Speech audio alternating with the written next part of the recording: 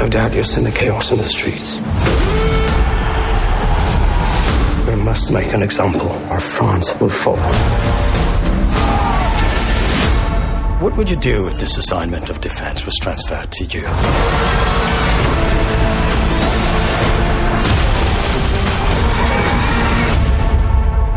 I promise you brilliant successes.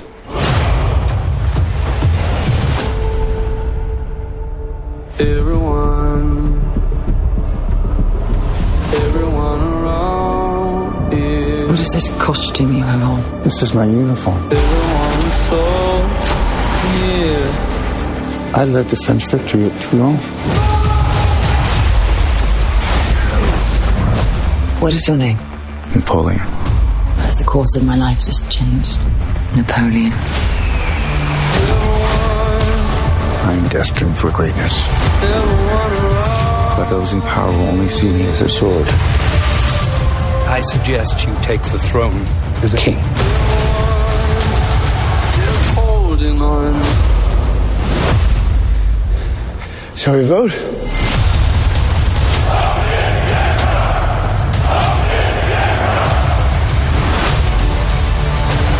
This vermin has held the world hostage with his egotism and his lack of simple good manners.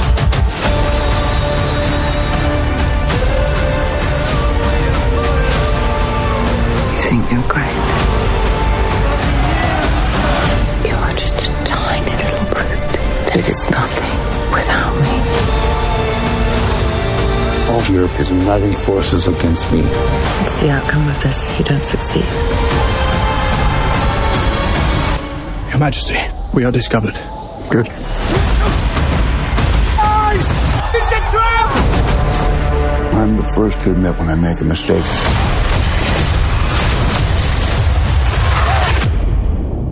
I simply never do.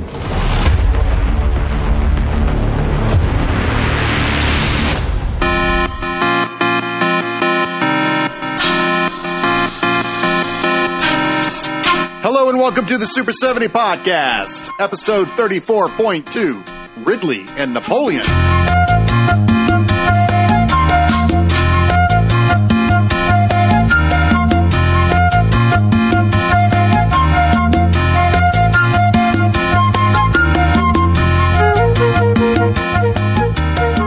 Well, we wasted no time today, folks. I went to go see Napoleon with my son the day after Thanksgiving.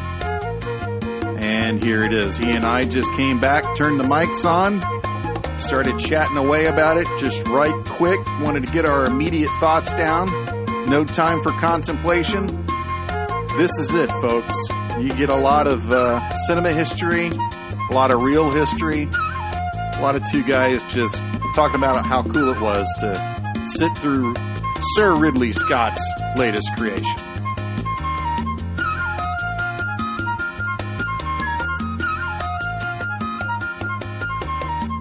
It felt like an hour to me trying to make this damn equipment work, and I'm going to have words with GarageBand or Apple, but thanks to you, we're up and running on Audacity, which pretty much every other podcast user uses, so I finally joined the club. Thanks for getting us up and running. Now, Napoleon. Yeah, what are your thoughts? We just got out of the theater an hour and a half ago. And, I mean, I definitely have thoughts. I know that you have thoughts. I just finished this 810-page biography of Napoleon by Andrew Roberts, and this was my first foray into early 18th century history. I've read stuff on the American Revolution, and I kind of have a working knowledge of Napoleon before I got to that and the Napoleonic Empire. And, of course, I have seen a tremendous amount of films about Napoleon and the French Revolution. And I read a great book on the French Revolution called Citizens by Simon Schama, which I greatly recommend. And kind of what I liked about this book and this film is that Citizens is a great book before you read Napoleon, and a great way to go into Napoleon, all that background before you just, because the first scene is Marie Antoinette losing her head. So let's start off with your impressions of the film, and then we'll get into questions and like scenes we liked and so forth. So impressions. I didn't read the book. I didn't read anything about Napoleon before this. Of course, I know him, and the whole general history of him and his achievements and accomplishments and what he did. And I knew generally what it's about, but I had no detailed knowledge of him, really. So I was really looking forward. This was one of my most anticipated films of the year. It was up there with Oppenheimer for me to go see because I just love historical epics. My general consensus of the movie is I really enjoyed it, but it does have some major flaws that could have been avoided with either like a longer cut of the film or explanations on certain aspects of the film. But I did really enjoy it, and I'm grateful for movies like this that are still coming out. Okay, so let's start off by saying that we are expecting a 4-hour Yes. director's cut of this film to be released, we think, straight to Apple TV, probably after 90 days. Yeah, maybe. And I will be watching that because I'm almost certain it's going to be like a Kingdom of Heaven situation again, where the director's cut is significantly better than the theatrical version. So, but once again, the 4-hour cut of the film is not what we saw. So you gotta talk about what you saw in the film now. It's not rating what might come. So there are problems in this film that may be addressed later, but as of right now, there are problems. The nice thing that I did find about the film is knowing that there is an extended cut to come. Yes. One of the problems that you have when you're cutting films, and particularly if you have films that are overlong, and you take Dune as a fine example. Now, you saw the long version of Dune. Yes. The 3-hour version. You never saw the 2-hour, 10-minute version that David Lynch approved. And in my estimation, my guess, my opinion of that is that the editor, and Lynch is responsible for this, they were trying to trim too much off of every scene to make it shorter and shorter and shorter and shorter. And that hurt the lengths of the scene. And then later on in his career, you see Lynch as there's on Instagram, I saw a video of him. Somebody was like, "Are you worried about the scene getting long?" And this was while they were shooting. And Lynch was like, "I don't care about the scene going too long." And he just erupts in anger. And I think that comes from Dune, because there were scenes that were destroyed during Dune. Now, Napoleon does not seem to suffer from that. It does not look like they've made scenes shorter. It just looks like they've deleted entire scenes. And the grand poobah of how to do this is when everyone told James Cameron, "Look, The Abyss is way too long. It can't be 3 hours. You got to cut it down to like 2 hours, 15 minutes. And he deleted an entire subplot line, which led to the aliens being really, really exposed at the end. And I prefer the longer version of The Abyss. But when I saw that in the theater, I was really clueless, like a lot of people, as to what was going on. That is not necessarily how you want to edit things down, but it worked well for what The Abyss was, but it's just not what Cameron wanted. In Napoleon, I felt that almost every scene had a longer purpose and a longer point, and I felt that a lot of the scenes, especially to do with history and the events, especially with the directory, I felt they were shown once, and I felt that there was a lot of explaining you could have done for more general audiences, because like you read the book and you know what all this stuff is, and generally I know briefly of the history, and I knew what was going on, but I know there would be people who would be a little confused on where stuff is taking place. And another thing is, well, I'll get into that later because that's one of my points, but I felt that there was cutting, a lot of cutting, but it is a fast-paced film, I felt, because of that. Well, give me another example of another scene that you think was cut too short. Everything to do with the emperor. There's one scene of, "You should be king," and the next scene is the coronation. The next scene is the vote, and then the coronation, and that's like over like 2 years, right? Yeah, it's a very long time. Yeah. So and there's multiple cutting. Remember the Battle of Toulon? Toulon. Yeah. The beginning, the before scene is like 1794 or something, and then or 93, just after Marie loses her head. Right. And then it talks like, you got to go take this thing. You got to go take the ships in the city in that thing. And then it's like a cut 2 years later. So I don't know whether that scene took place like right before, or it took place in 1793. Are they planning this battle for 2 years? You know what I mean? So it's kind of like a little disjointed to where things are taking place and when. But I know that'll be problems with some people. That's true. And then it like jumps 3 years, and all of a sudden he's in the middle of Egypt. He's in the middle of Egypt. Right. It's like, how the hell did he get there's here? no explanation of why he needs to take Egypt, why he's there, why he's called back. Well, no, that's explained from Josephine. And then, right. Well, that winds up not being even not true. even true. Yeah. And then, the whole thing, there's the whole problem with him leaving Egypt is not explained. There's just one battle scene and a mummy shot, and that's basically all of Egypt. So there could have been more explanations there. So for our listeners who have seen the film, Ridley Scott is beset, unfortunately, by the true events of French history, which get very complicated very quickly in the first 10 years of the Revolution, I would say. So I'm not going to go into why the French Revolution happened. You can read a book from that, but the king was overthrown. He was kept as sort of like a mode of house arrest. The Estates General, which was the legislature of France, they disbanded. They created a national assembly that they thought was more fair. That national assembly put Louis on trial. They became more radical as the years ticked by. And in 1793, Louis XIV lost the trial and he was guillotined. And his wife followed him about 6 months later. His wife is Marie Antoinette, famously detested person in history. After that, France goes into what they call a reign of terror. The National Assembly cannot rule, so they because there's like 500 people in the National Assembly. So they select a few of them. I think there's a committee of 3, and they call themselves the Committee of Public Safety. They turn out to be an absolute fucking disaster. And the leader of the Committee of Public Safety is Maximilien Robespierre, who's the leader of these radical far left wing, Jacobins is what they're called, the Jacobin Party. The Directory falls in this famous coup d'etat, which is called the Thermidorian reaction because it takes place on the Republican calendar in the new month of Thermidor, which is heat. And that's a terminology used now to get rid of the killers before they kill you type of situation. And then when the Committee of Public Safety, the CPS, is replaced by the Directory, a 5-man panel, and they go on for 3-4 years. And when Napoleon returns back from Egypt, he's actually returning to Egypt because the Directory has called him back because they are at war with Austria. Austria occupies all of northern Italy, and Napoleon is needed to go back and conquer the areas of France that Austria has conquered, and then to push the Austrians back, and that's what he does. That is a 2-year struggle, which Napoleon basically learns how to maneuver armies in the field of enormous sizes. And after that, the Directory says, what do we do next? And because they're still at war with England, and everyone has this idea, Napoleon is with it, of let's go to Egypt, and let's use Egypt as the throughput to which to press the English in their empire. And Napoleon does that. He conquers Egypt in record time. He's in the middle of a siege of Acre, which is really funny to you and I because we just finished reading like 600 pages of medieval history. Yes. And Acre is seemingly constantly under siege.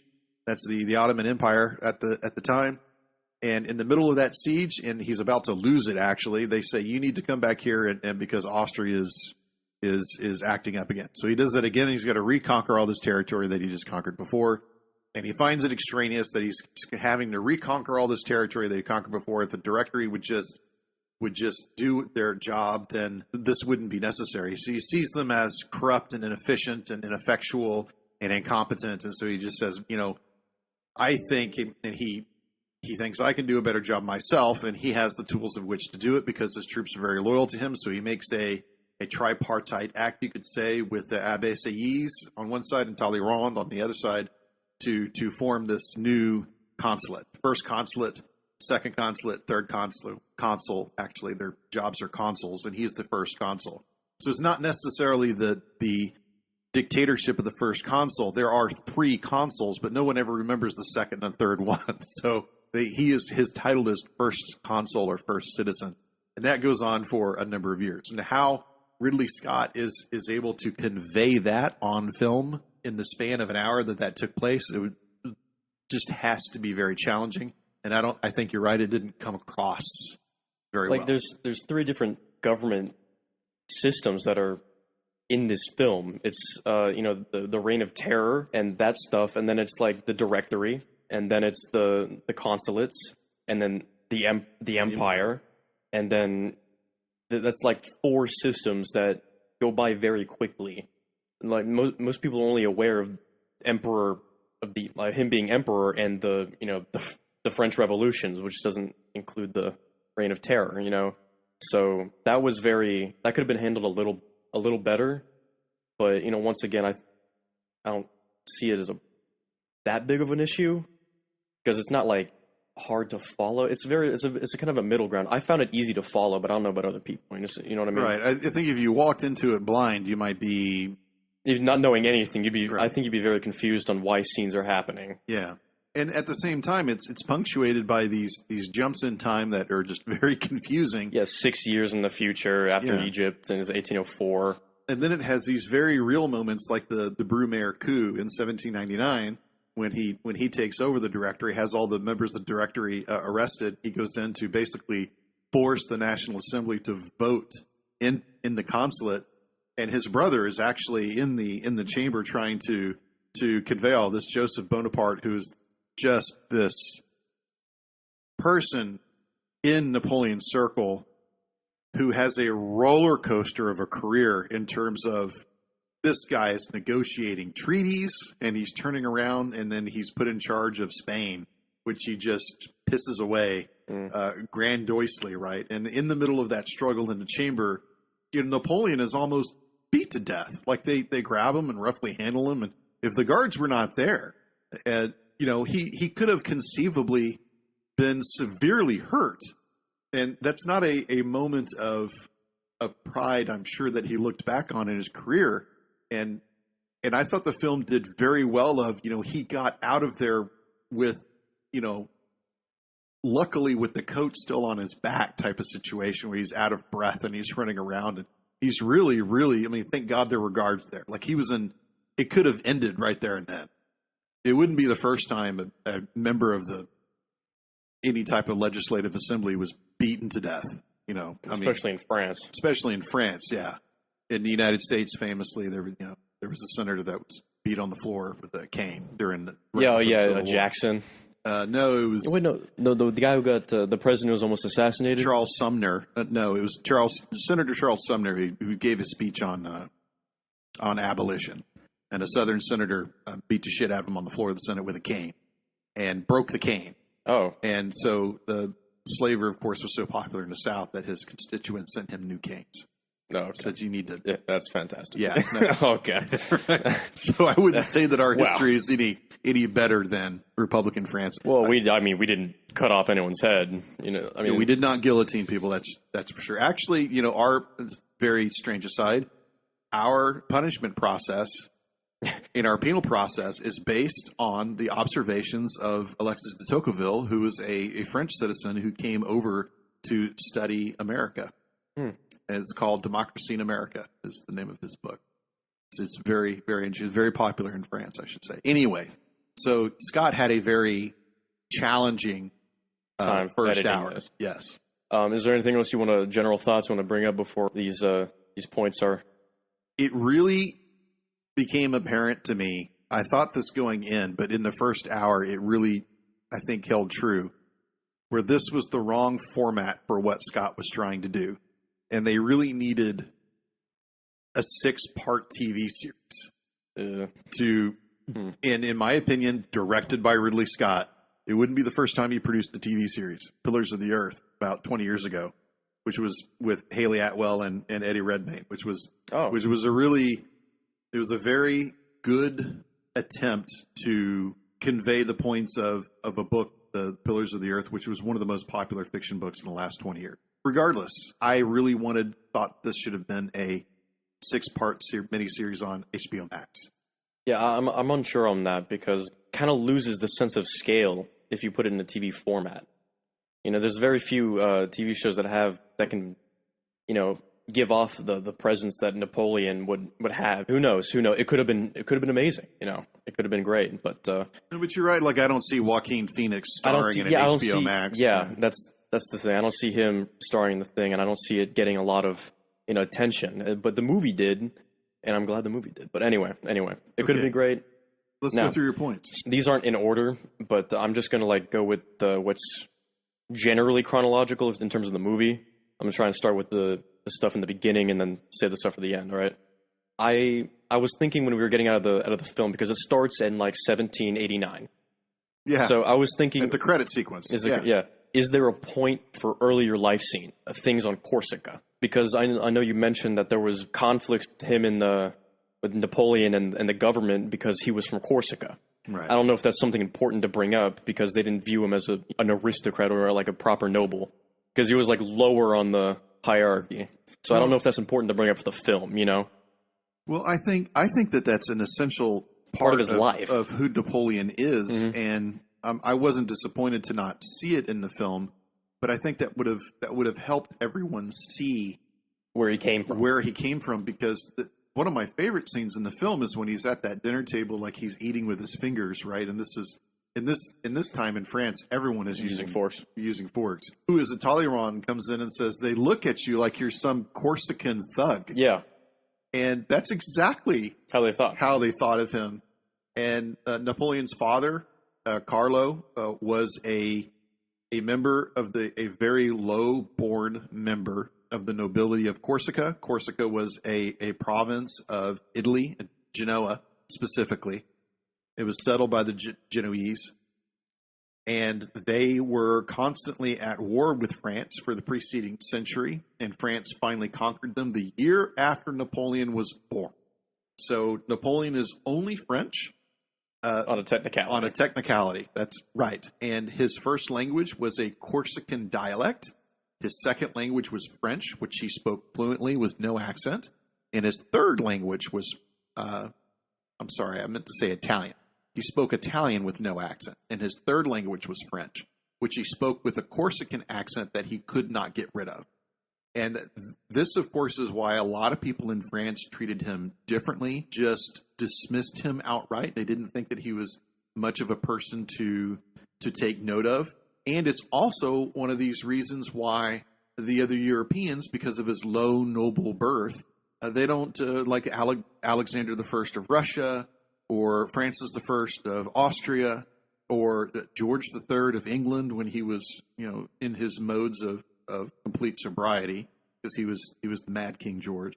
That's why they had no respect for this guy. And there are correlations, like we spoke of the other day, of Hitler being born in Austria and having an Austrian accent when he spoke German. Of course, the Germans in Austria and Germany is the same language, but there is a dialect, a very specific dialect, that the other higher-born Germans, particularly the ones with the Vons in their name, who were these Prussian Junker aristocrats, they looked down on Hitler as this corporal who was giving these field marshals directions. And then, of course, you can draw a parallel to Stalin, who was Georgian, Russian Georgian, and he had a Georgian accent as he spoke in Russian. And all the Russians, for the first 10 years after the Bolshevik Revolution, a lot of them looked down on Stalin as this Georgian gangster who had killed people in these bank robberies and wasn't worthy to sit at the same table as Lenin. And I think a lot of the people in France in the 1790s and the 1800s, they thought the same way of Napoleon. Like, I can't believe I have to share a room with this asshole, this Corsican thug, or the fact that my name's got to be on the same piece of paper as someone like him. They just didn't think of him very much. And in that way, I disagree with that little person theory that a lot of people have of Napoleon. I don't like he's a little man, so he's got something to prove. I disagree with that, but he did have a big chip on his shoulder, and he was itching to prove it. And I think a lot of that led to some overcomfortability with his own abilities and processes. And he violated those because of that self-assuredness, because of what he had accomplished. And that led to his downfall. That chip on his shoulder led to his downfall. They can't beat me because I've beaten them before. Mm-hmm. Good point. Go ahead. Next point is, failures. His failures and successes are not explained well. Neither of them are.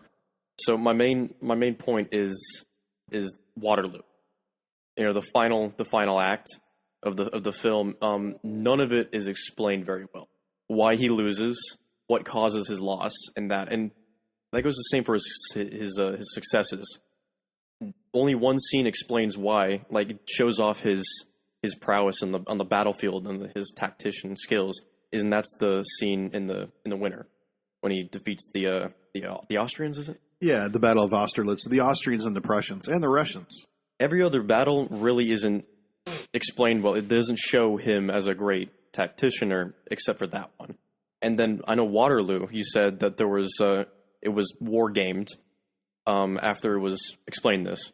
Yeah. Well, the Battle of Waterloo, as it was portrayed, was extremely frustrating for me because it just seemed like both Napoleon and Wellington basically sat in their tent. Napoleon sat in his tent, and Wellington sat on his horse and go forward. Right. That was it. And that is a complete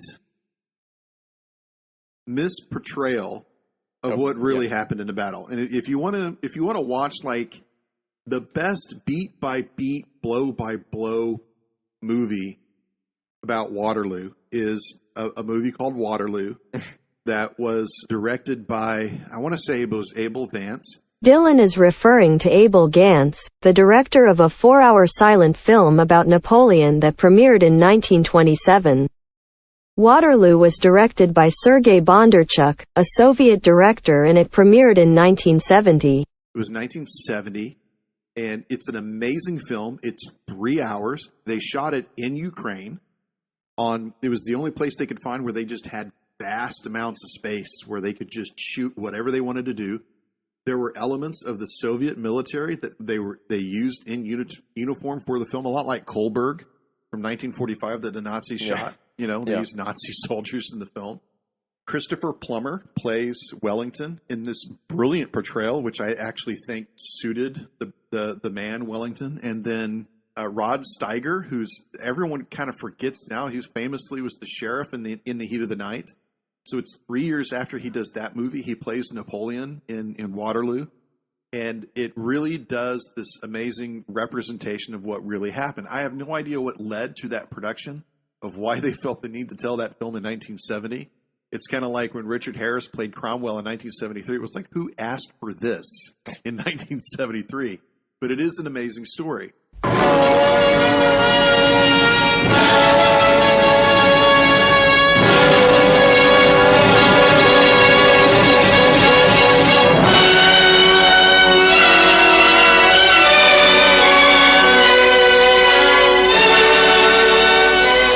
Goodbye, my soldiers! Goodbye, my sons!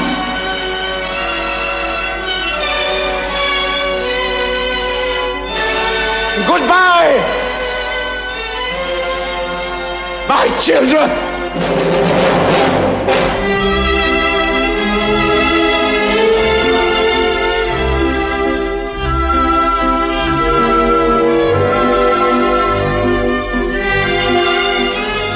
Really are the best of my generals.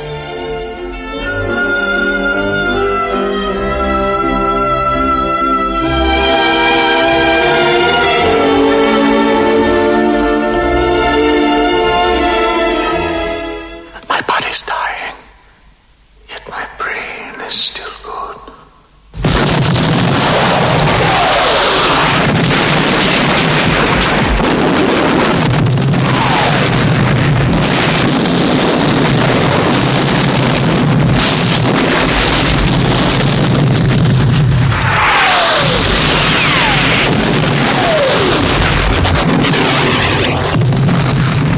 There's the great thief of Europe himself.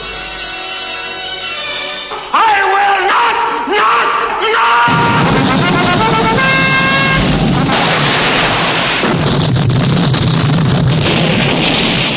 My son is my future.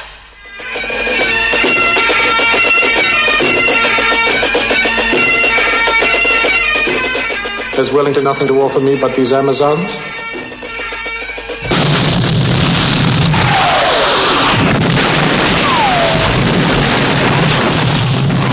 By God, that man does war on us.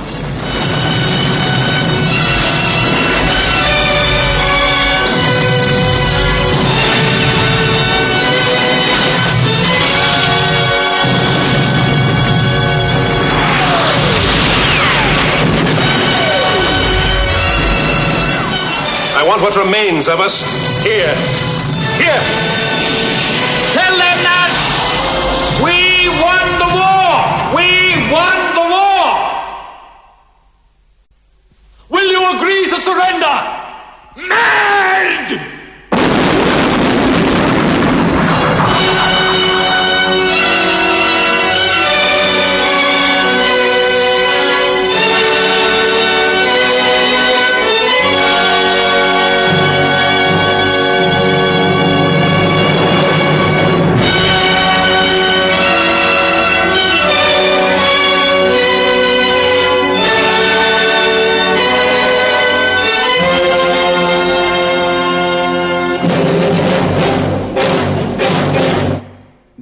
None of that is really conveyed in the 30 minutes of Waterloo. So for our listeners, and you can read an awesome book by John Keegan called The Face of Battle. I think it's 1975. Is when Keegan was still young. John Keegan is just one of the greatest historians of the 20th century. And he looked at 3 battles, and I think I talked to you about this before. He looked at Arincourt in 1215. No, it's Magna Carta is 1215. Arincourt in 1415. He looked at the Somme in 1915, and then he looked at Waterloo in 1815. And all 3 of those towns are within like 3 miles of each other in a triangle. It's crazy. Just over the centuries, for whatever reason, this little area in Belgium decided the fate of France in all 3 of those circumstances. And Wellington had fought Napoleon's generals, although not himself, in Portugal for I want to say 5 or 6 years. And so he was very familiar with those Napoleonic tactics. And Wellington was actually in Austria after the Battle of Leipzig, in which everything just went to shit on the way back from Russia. And Napoleon failed to force a decision for the Allies to let him maintain the boundaries of France. And he had to go back to France and prepare for the defense of the country. And so Wellington's attitude towards Napoleon on any given day of his life was Napoleon was a better general. If you had asked Wellington at 6 a.m., noon, or midnight, who was the better general, Wellington would always tell you Napoleon was the better general. So the idea of Wellington on his high horse, so to speak. Yeah, he was smug and looked down on Napoleon the whole time. I have this in the bag. I don't care. I can just stand here and wait for my troops to do whatever. And as you told me, it's not really how it happened. Right. Wellington worked his fighting for his ass life off. Exactly. He worked his ass off. He was in the saddle. Some people said 22 hours or 25 hours of that day he was in the saddle. During the battle, he was constantly going from the left wing to the right wing to farmhouses and he was going down to the company level and talking to the lieutenants and instructing them of this is what you have to do in this specific circumstance. And all of this was just micromanaging to just find any possible way to defeat Napoleon. He had to. He had to. And then you said Napoleon was just it's a horrible time for him. He apparently, by all accounts, was not healthy that day. And he lost a lot. This is after the 100 days, mind you. This is after he comes back from Elba. And the day he sets foot on France to the day that he's at Waterloo is only 100 days. So in 3.5 months, he gets to Belgium, and a lot of historians just think he's just tired. He's just exhausted, and he's out of practice because he spent 10 months on Elba doing nothing. And famously in the scene, one of the things that they got right was, the battle didn't start until 2 o'clock in the afternoon. Well, shit, you were told at 3 a.m. that Blucher is on his way.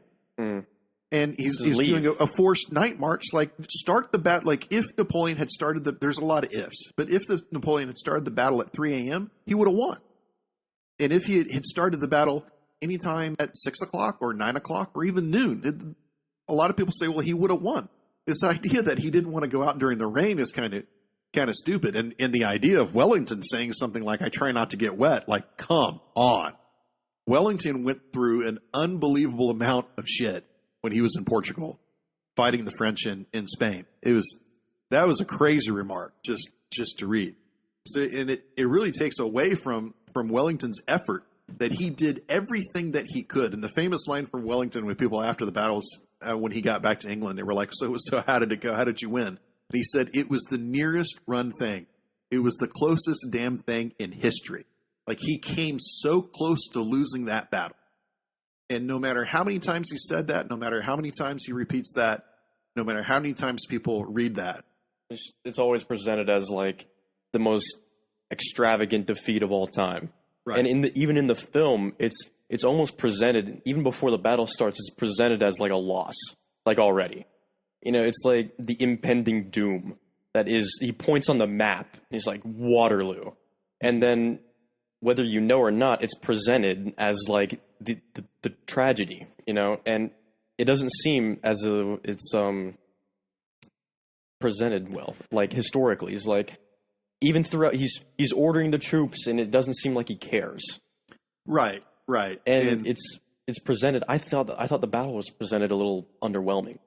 And it actually made me think back to Braveheart when Edward the Longshanks, Edward the First, technically, he's on the battlefield and he's kind of just blithely giving these orders of, hey, use the Irish to go against the Scots, because what's the famous line, like arrows cost money, but the dead cost nothing. And then they use the arrows when the Irish betray them, and then he sends in the infantry, and then he cleans up the cavalry, and like in 15 minutes the battle's over, and the king's like, okay, let's go home.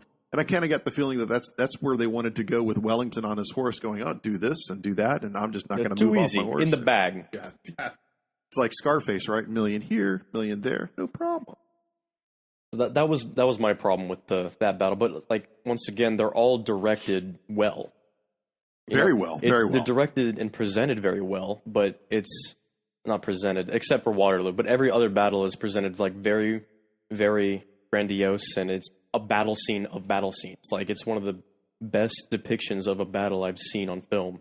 The Waterloo engagement? No, like just generally, like the one with the Austrians, and then the Waterloo, and all of that. I thought was very amazing to look at. Hello, everybody. I hate to cut in here. I'm just going to put in this sort of little aside here because I got very frustrated when I was editing this thing, and I figured out that Luke asked a setup question, which I never followed through because I get wrapped up into the moment, and I get on a tangent, whether it's cinema or history or both. And I realized I never answered his question. I never really brought up what he wanted to discuss because he was quite fascinated with this tidbit that I brought up the other day. In Andrew Roberts' book on Napoleon, he brings up the fact that at Sandhurst, the military academy at Sandhurst in the United Kingdom, they war-gamed Waterloo several times, starting sometime, I believe, after the First World War. So wargaming is a practice that came into effect usually at the high staff level. The German general staff really played into this preceding World War I. It got real popular after the turn of the century to figure out how to role play a battle in place or a war in place, to figure out what your opponent would do and then how you would match that on the battlefield in real time. Napoleon was able to do this in his head, which is one of the amazing things about him as a military commander. So when Sandhurst wargamed Waterloo almost 100 years later, they lost. Napoleon won. And it's been wargamed several times at several military academies, including West Point. And every single time that they wargame it out, Napoleon wins. Flat out. Wellington never wins, because it was not Wellington's battle to win. It was Napoleon's to lose. So that was a little fascinating thing that Luke thought that he wanted in the podcast. And of course, I completely forgot about it, and I went off on this thing that really doesn't particularly matter. And it unfortunately went by the wayside. It wasn't included, and I feel the need that I should include it if that's the point that he was trying to make. The other aspect of it, this is the tangent off the tangent, is that Operation Sea Lion, which is the Nazi invasion of Great Britain, which did not take place in the fall of 1940 after the Battle of Britain, that was war game 2, also at Sandhurst, I believe in 1972. And you can actually listen to a podcast about this on the We Have Ways of Making You Talk podcast. James Holland takes a look at this in depth. They had a 48-hour war game about how the Nazis would have invaded Great Britain. They assigned roles to everybody. And of course, one of the problems was by that time, Hitler had taken over as the leader of the armed forces, not just as the head of state. So he answered to himself in roles that he should not have been doing.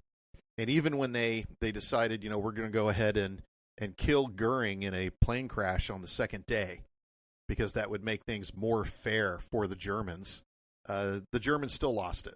The Nazis were not able to land very many people on the beach because of the Royal Navy, and the ones that were on the beach were cut up piecemeal because of the defense of not just the Home Guard, but the standard British Army. So that's what war games teach you after the fact is, if you're going to play this out in real time, even though it's 100 years later, how would it happen? The Germans were successfully able to war game the Schlieffen Plan in 1914 to a successful conclusion. And when they changed that war game in real time during the actual invasion of France, they lost. So if they had stuck to the war game, it more than likely, most of Europe would be speaking German right now. So that was just a fascinating tidbit. I didn't want to get too off topic, but I felt like I should add that because, like I said, Luke brought it up because he wanted me to mention it, and then I never got to it because I got off topic too much. Austerlitz too, and the only Austerlitz was just famous because they just didn't know what hit them. Like when Napoleon came out on the right flank and just crushed them over the ice, like it really was a true surprise. And the idea that Francis didn't do any reconnoitering, but stuff like that happens. And the same thing happened at the Battle of Chancellorsville, when Joe Hooker, who was the commander of the Union Army, was, like lounging on the front porch of some fucking farmhouse in Virginia and was like getting kind of reports and giving reports back, and everything's doing fine. And all day his pickets were like, there is something happening on our right flank and we don't know what it is.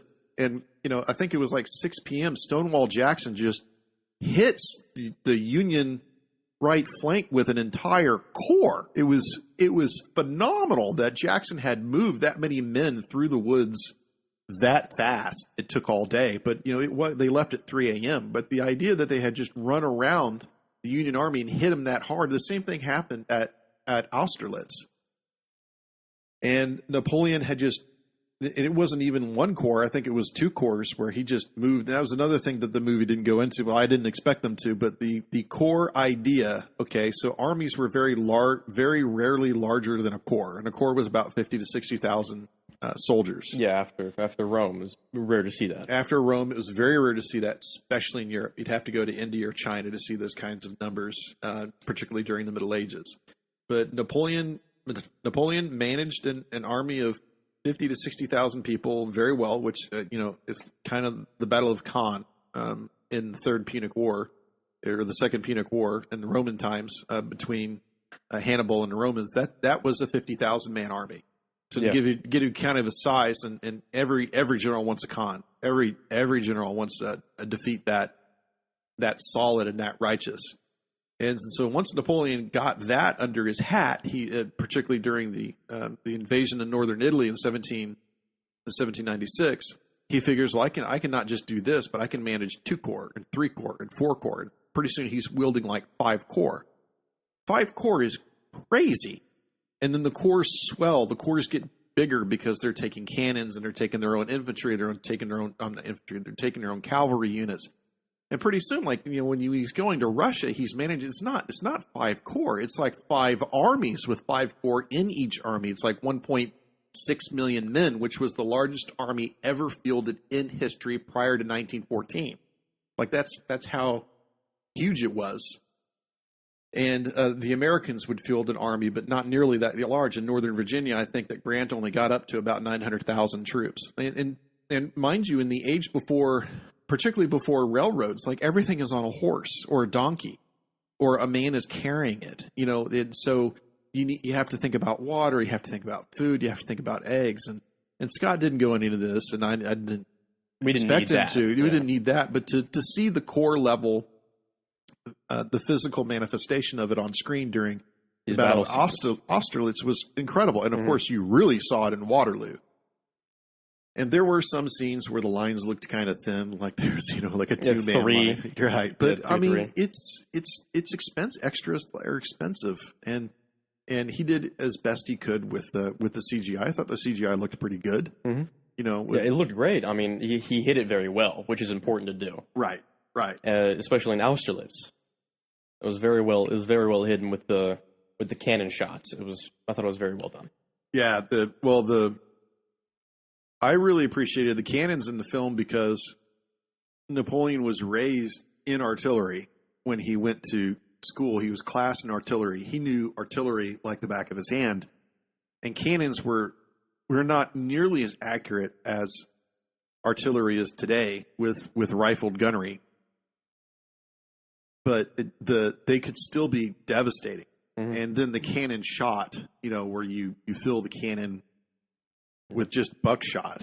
And that's what he did when he suppressed the royalist coup in Paris. He used buckshot, and it just slaughtered everybody in front of it. That was another thing I really appreciated about it is that Scott he did shy away from showing you the horrible effects of the war, the brutal stuff that Napoleon did. It's not at all on rose-colored glasses. You see him do some devious acts.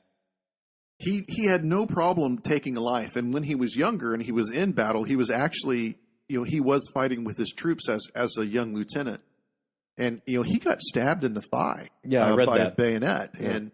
and he had taken life. He had killed people on the field of battle before, and then as a cannonator, he caused people to die by his cannons that he controlled. So he did have a first-hand knowledge of everything that he was doing, and he was affecting as a military leader.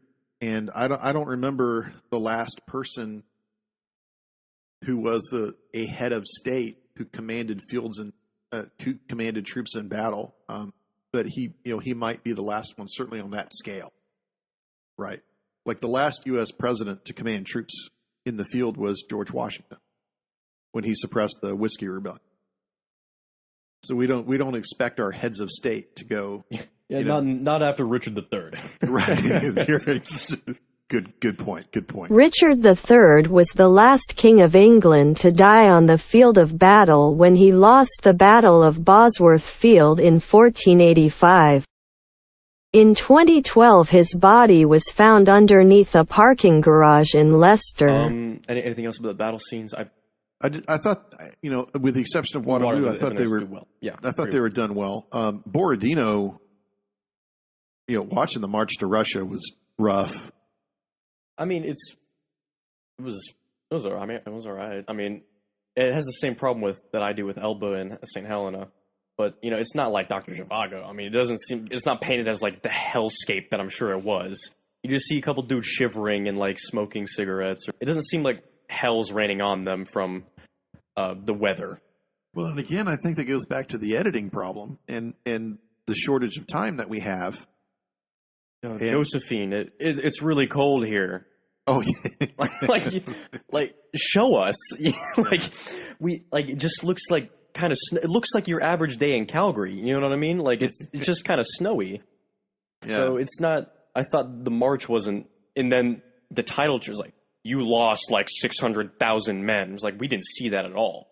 Right. Well, so there were two things there that I didn't particularly see in the film, which I wish showed at first. Like the march to Moscow, that was a horrible experience for everyone involved. Like it took them everything to get to Smolensk. And they lost tens of thousands of soldiers just to get to Smolensk. Now, Smolensk is like the stepping stone to Moscow. And the effort to get from Smolensk to Moscow was like 10 times worse than what it took to get from Warsaw to Smolensk. Like it was a horrible experience, and that was during the summer. And so when they finally, and this was because the Russians burned everything. Anything of use within, I'd say, 5 to 10 miles on either side of the army, and it's a huge army marching in several columns in one direction, right? They took everything. If they couldn't carry the animal away, they slaughtered it on site. Like they left nothing for Napoleon's troops. And then it also didn't convey, there's a lot of judgment of Napoleon of, well, you stayed in Moscow for 3 weeks too long. Well, that's kind of a misnomer too, because Napoleon had an almanac of every year of Russian history or Russian seasons going back 20 years. And he genuinely thought he had 4 to 5 weeks because the almanac said the first snow wasn't going to happen until late November. So that's why he was there in mid-October. He was like, well, I've got 3 weeks to go back to Smolensk. I'm okay. Well, he wound up being wrong, but he wasn't wrong because he was being an obstinate fool. He was wrong because the almanacs, that was just a crapshoot. But by then, on their way back to Smolensk, the army was just, I mean, it was horrible. Like, you would have soldiers drop from frostbite, marching in line, and then the soldiers after them not care about moving the body out of the way of the path of the column. And then, of course, you've got what horses are left and what mules are left and carts are left, trampling that body down to where you can't tell that there's a body in the path. And this happened a lot. And if you are an animal person, the tens of thousands of horses that died on the way to Moscow, it was incredible. And when they went back to Smolensk, they weren't just eating their horses. I mean, there were almost no horses on their way back to Smolensk. And actually, I think that Napoleon, once they got to Smolensk, they put Napoleon in a sled and they tied reindeer to it. And that's how he got back to Warsaw within 2 or 3 days. Things were so desperate that his officers were like, we have to get the emperor out of here or the emperor is going to die too. That was the great fear. And what the hell would happen to France if the emperor died in Russia? Like, that's catastrophic. And none of that was conveyed into film. So I'm really hoping for the 4-hour version to sort of revisit a lot of these topics. Yes. So, is it time to bring up Josephine? I love Vanessa Kirby. I think she's great. Like, almost like 2 different movies when she's in the scene. And it ultimately, like, I kind of got bored with her scenes. Well, I know how this is going to go. Well, you and I just listened to about the first 20 or 30 minutes of the rewatchables. Yeah, this was brought up. And they brought this up, and they talked about how it was kind of horny and perverted and a psychosexual Brian De Palma type. It was all right, but like the problem I have is just I don't care enough. But the other side of that is, like, she was a massive part of his life, so you can't just leave her. I don't want another Sibylla. You know, I don't want another Sibylla situation. I want her to be in the film. And so our listeners tell us what the Sibylla situation is.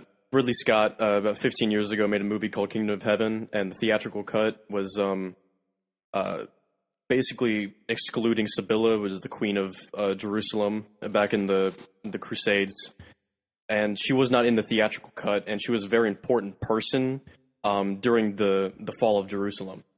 So she wasn't in it, and then the director's cut happened, and it's like 3 hours. And then there's a lot more Sibylla, and it goes into generally the movie just goes into a lot more history of the times, even though most of it isn't right. But it did make the film better with her in it because it makes more sense, right? Right. No, I think that's accurate. It's the same situation here. So if I'm picking between no Josephine or like 2 scenes with her or more Josephine, I'm picking more because it's more accurate. You know what I mean? Like, you know, like you said, there was tens of thousands of letters he wrote to Josephine. You know, to exclude her from the film is ridiculous, right?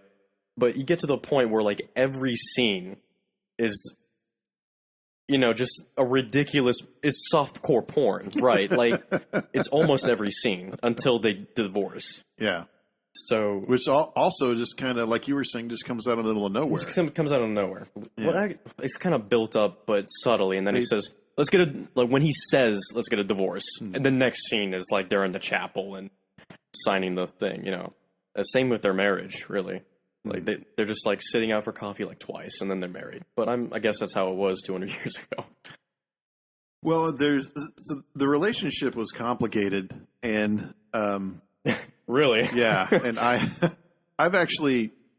I've read probably more about their relationship in previous books than I have about Napoleon's role as emperor prior to this book on Andrew Johnson. And I keep reading the same snippets out of Napoleon's letters to Josephine and vice versa, because those are the famous snippets that have made it down through history. Yeah. And those are the snippets that the British were propagated by the British. Exactly.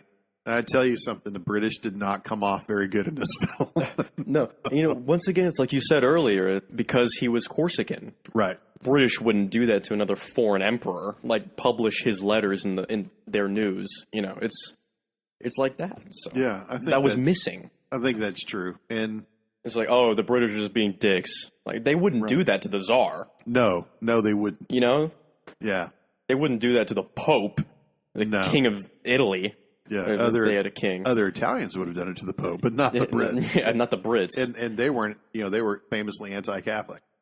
So the Josephine situation is a little bit more drawn out. I have a lot of empathy for Josephine, but you also have to put it into context where, because of the revolution, the Jacobins and the left who took power in the wake of the king's death absolutely thought that they were going to rebuild the world in a new order that was free of all this baggage that they had accumulated during the Ancien regime. And they did not see that France before 1789 was any different than the rest of the world. So just like the aristocracy in France was corrupt, de facto, they assumed that aristocracy everywhere was corrupt. And if the clergy in France was corrupt, then de facto, the clergy everywhere else is corrupt. This was the same thing when it came to laws. This was the same when it came to property. This was the same assumption that they made about relationships and sexuality and the roles of gender and all of these things that came into play. So one of the things, of course, that was famous in the wake of the fall of the king was like all of the affairs that not Louis the 16th, who was famously loyal to Marie Antoinette, but all the kings before them and all the lovers that they had and all of this, so they're going around with a structured laws and morality and a religious ecclesiastical force to impose a will on people. And at the same time, they themselves are not exposed to that fallout. And that led to frustration within Republican France that had an enormous amount of blowback. And so what that meant was the abolition of marriage on a religious scale. That led to everything being looted out of Notre Dame, and Notre Dame being renamed a Temple of Reason, where you could go to think about your creation instead of worshiping God. Like this is why they renamed the calendar, is to get all of the religious words out of the calendar. And the relationship status between Josephine and Napoleon reflects that, where they got married at the city hall, right? The Hotel de Ville. They didn't get married in a church. Later on, they had their vows reaffirmed in a Catholic church so that the Pope would recognize it when he coronated them. Right? That was the only reason why that they did it. At the same time, Napoleon was, this is not saying it lightly, I hope, but he was a bit of a misogynist. Like he just thought, the man is the man and the woman is the woman. So the gender roles were still very similar. And that was pretty much the same. But at the same time, of course, and this is pretty accurate when Napoleon in the film says, I don't care about your, what the modern day term is body count. I don't care who you've been with up into this point. I only care, about our relationship between you and me.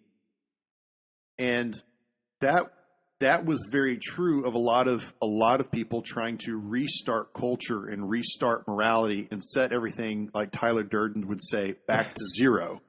And we're going to reinvent society and culture, particularly in France, and this is going to catch fire all over the world. That wound up not happening. It wound up getting worse because of the Victorian era that we know now. But at the time, that was a very genuine movement. It very also lightly touched upon this very horrible experience that Josephine had when her husband was arrested and executed and she was thrown into prison. And to think what she must have done to stay alive in a prison of that nature.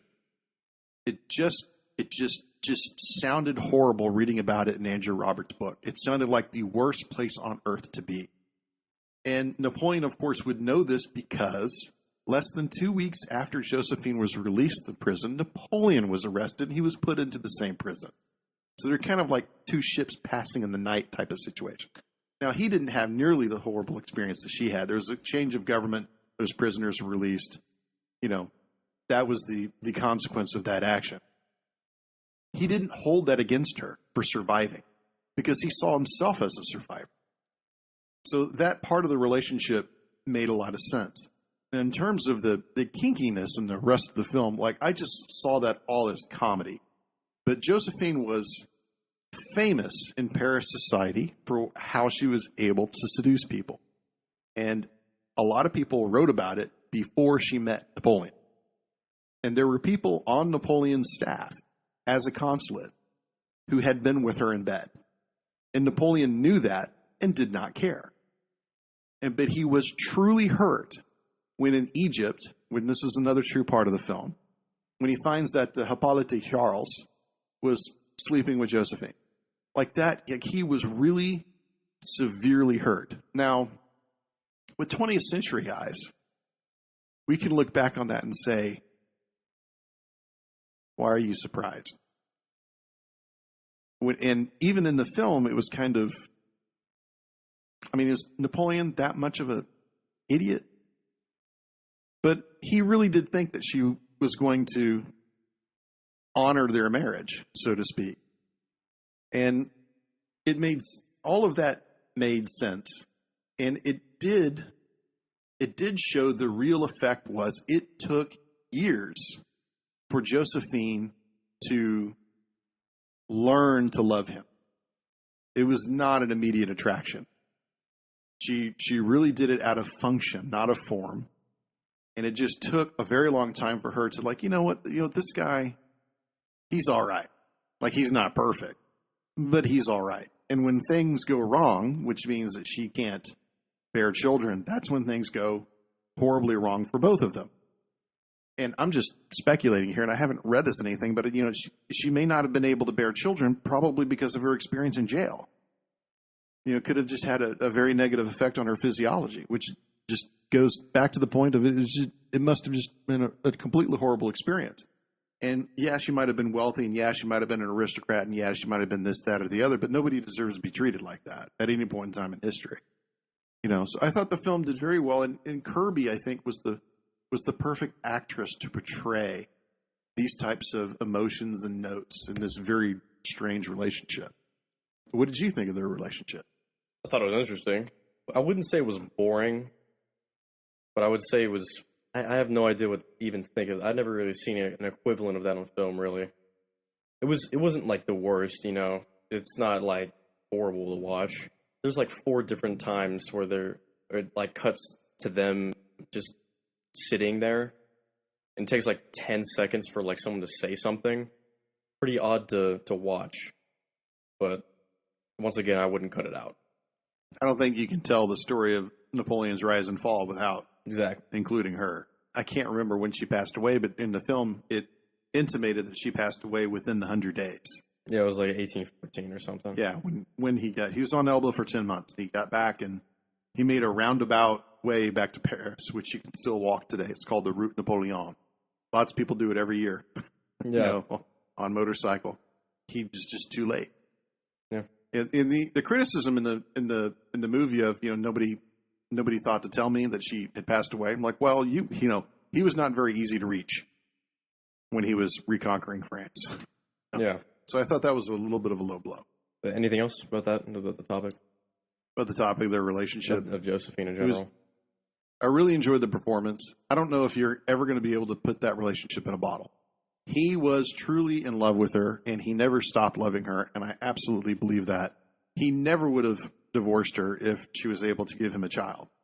And the other aspect of the relationship, which was not really touched on in the film, except for one scene, was Napoleon was extremely attached to his son-in-law, Eugene. Eugene Beauharnais, Napoleon bathed that kid in light and took him on campaigns and had him on his staff as the first consul and used him and gave him titles and gave him stipends and just sent him all over Europe to learn. And he became very celebrated after the empire of, oh, this is Josephine Beauharnais' son. Like when Eugene Beauharnais walked into a room in Europe, everybody knew who he was. He was a celebrity. Very strangely enough, and this is even true of Napoleon II, his second wife, Marie Louise, the daughter of Francis I, when she went back to Vienna to raise her son Napoleon II, nobody held it against him either. It was like the empire of aristocrats all over Europe were very critical of Napoleon, but they gave the one thing they could get behind was all right, getting rid of him. But they seem to have really taken a backseat to his kids, and I don't know why that is. But you typically don't see that. You don't. Typically, the sons have to pay for the sins of the father. But it was in Napoleon's case, like all of his siblings suffered. It was horrible what his siblings went through after he died. But it was at least nice that everybody was able to give Josephine's kids and Napoleon's kids, gave him the benefit of the doubt. And of course, his nephew became the Emperor of France later on, Napoleon III. Anyway, next. All right. My major issue with the film is the time in exile. On Elba and St. Helena. Both of them, it's like 5 minutes on Elba. He shows up, he stares at the coast. I've been here 300 days, I want to come back. That is it. You don't see anything else. I wanted a little bit more. It was kind of like I was waiting to see what was going to happen on Elba. You didn't get any time to you didn't see him reflecting on what he did, on his losses or what he could do better. You just saw him like, I'm kind of tired of retirement. I want to conquer Europe again. That was it. There was nothing more there, which I thought you could explore more because it's in exile, So, what are your thoughts? Well, yeah, I thought it was completely mishandled, and I think you're right. I think we saw more of Napoleon on Elba in that movie, The Count of Monte Cristo, with Jim Caviezel. I was about to bring that up about the prisons in France, the Chateau d'If. Yeah. Hello! Come on! Good, you finally hit something. Being your friend is always an adventure. Yes, it is, isn't it? Edmond Dantes had a promising future. Hey! And a love. I missed you so. That any man would envy. As soon as I can afford the ring, we'll win. I don't need a ring. I don't. You're under arrest by order of the magistrate of Marseille. I demand an explanation. It was you? Why are you doing this? It's complicated. I didn't quite understand why you were betraying him, but now, having seen his exquisite fiancée, I understand completely. I am innocent. Inform Mercedes that Edmond Dantes has been executed. My advice, take solace in the comfort of your good friend. No! You are a soldier. Teach me the knife, the sword. Good. Too good. His walk of escape. In return for your help, I offer something priceless. The treasure of Monte Cristo.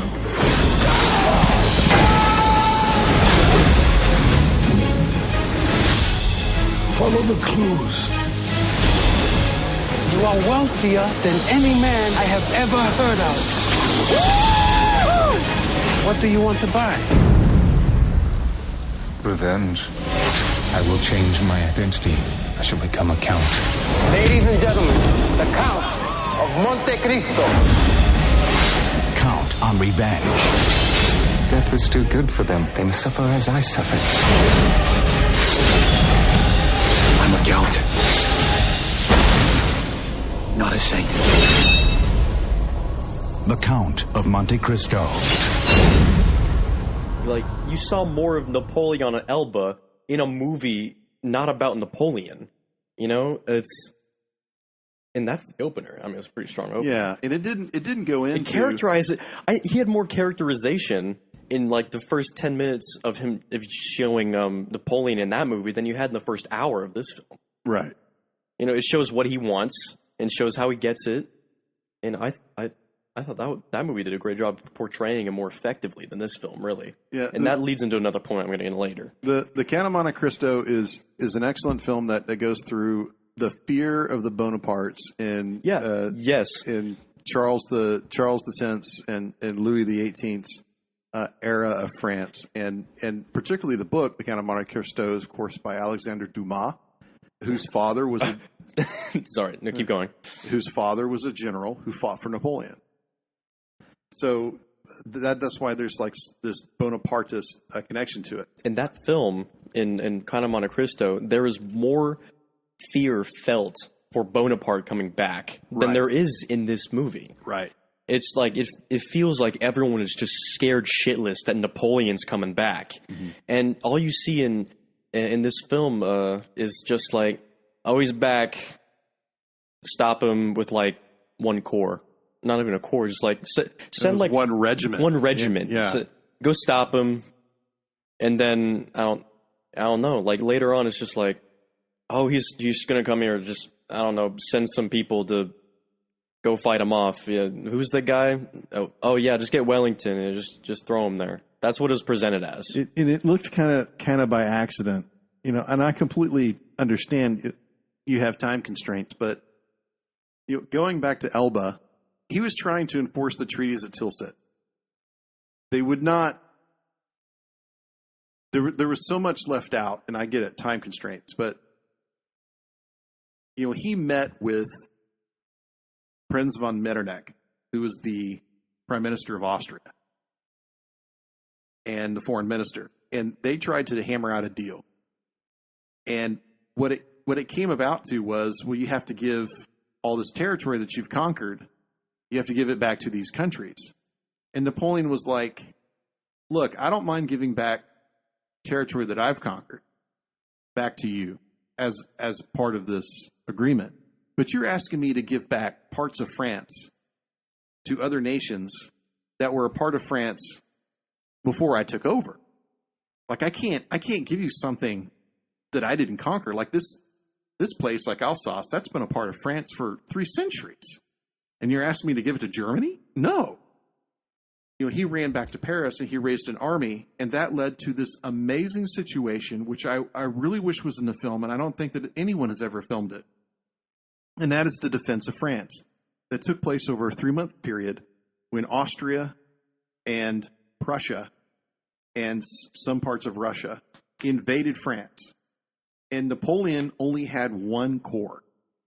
And he did this amazing feat of military movement where he was able to go to one, to the other, to the third, back to the one, to the second, to the third, and march them back and forth through all of these valleys in eastern France, and fought off 3 huge armies of 106,000 troops each. And this went on for months. And the man never slept more than an hour or 5 a night. He was in the saddle most of the day. And in the end, he won all of those battles against his enemies. But it was the very similar situation to what happens 50 years later in the American Civil War, which is when Grant was following Lee through Virginia.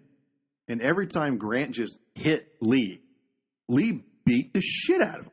And just dead Union soldiers all over the place. And Lee would win the battle. But when Lee did not have the ability to replace the men that he lost, and Grant could. So the next day, even though he lost, Grant said, okay, everybody pack up. We are following Lee. And that became the way that Grant won. And it's a very similar situation where Napoleon was winning all of these battles, and yet he could not win the war. He was just numerically overwhelmed. Mm-hmm. And so he retreated back to his house, Fontainebleau. And it was there when couriers going back and forth. I'm like, okay, you can go to Elba, you can take these people with you. And he's like, okay, fine, I'll abdicate. Fine. He was not happy with it, of course. So he went to Elba. And here's the part that nobody talks about, which is the part that you really enjoyed, was Napoleon didn't sit on Elba in his chair and drink his iced tea and look out to the coast of Italy every day. Napoleon became a force to be reckoned with in Elba, just like anywhere he went.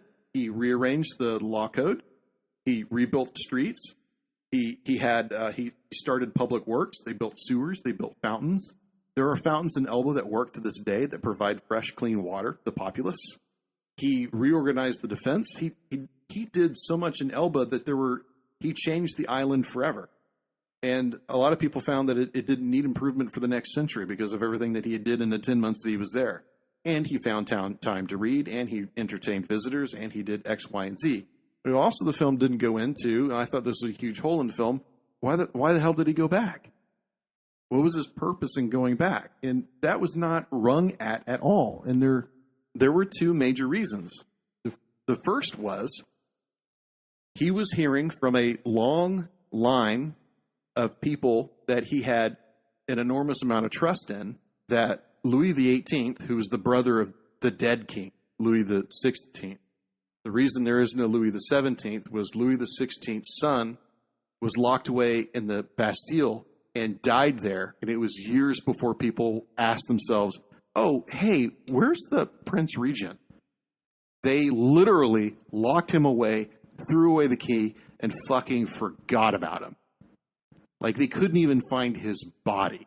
That's how badly they forgot about him. So Louis XVIII says, I'm taking the name of my two dead brothers. And he dated his reign from the death of who we would call Louis XVII, who was never coronated, right? So this is the guy that's running the show, and he's trying to reverse the revolution. And we can say a lot of things about Napoleon, about how he tried to undo a lot of the revolution. In the fact that he was a dictator and he was an emperor and he enforced a kind of aristocracy after the revolution, that is true. But the other thing that is true is that there were definite modes of virtue the revolution brought that Napoleon protected forever. The judicial system based on judges, that exists in France to this day. And so does the Napoleonic Code, and not just there, everywhere, including, the basic law code of Louisiana uses Napoleonic Code. There were tons of things that were guaranteed, and the real kicker was that Louis XVIII was trying to take a lot of these things away, and then the big one that scared the shit out of everybody was that he was going to re-recognize the Catholic Church and start giving them their property back. And that just sent fear throughout all of France. And when Napoleon heard all of these things, particularly where the church is going to get their status back, like he signed a peace agreement with the Pope. But the peace agreement was, you can come back, but you don't get any of your shit. And you have no expectations of tithes, and the people aren't going to pay you anything. When he heard that, he was like, I've got to go back to France because only I can save it. And that is why he left Elba. And that was completely left out in the movie. Yeah, it depicted it as more like a selfish reason for Napoleon. It was like, which we shouldn't discount, but definitely that's there. Oh yeah, but like that's presented as the only reason. It was like, I'm bored, I want to conquer some more. That's what was presented. Yeah. But once again, it's time constrained and all that, but we could have said they're trying to enforce shit the revolutionaries didn't want. France is reverting. You have a scene where he reads a letter even. France is reverting.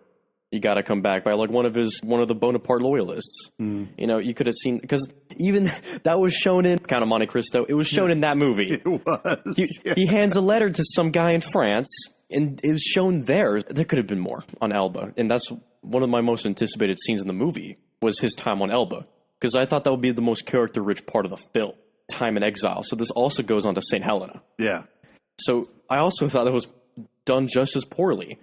You get maybe like one scene, maybe two. I can't remember. It's just like an establishing shot of St. Helena, and then the next scene is him chilling by the shore, and he fucking dies. That's it.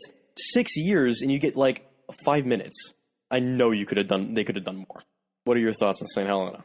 It was a lost opportunity. Yeah, I really, they could have done so much more. My main problem is those two scenes and this specific, his presence isn't felt in the end, and he just falls over. I guess that he was trying to go for the, the Vito Corleone in the Orange Garden, and he just falls over. He died in his bed, and he goes and he has the last couple words. I don't want to read those. I want to hear that. I could have gone a couple more scenes of over time, him looking at the ocean and just thinking, or, reading a letter that he gets, or, something that's more reflective before he dies.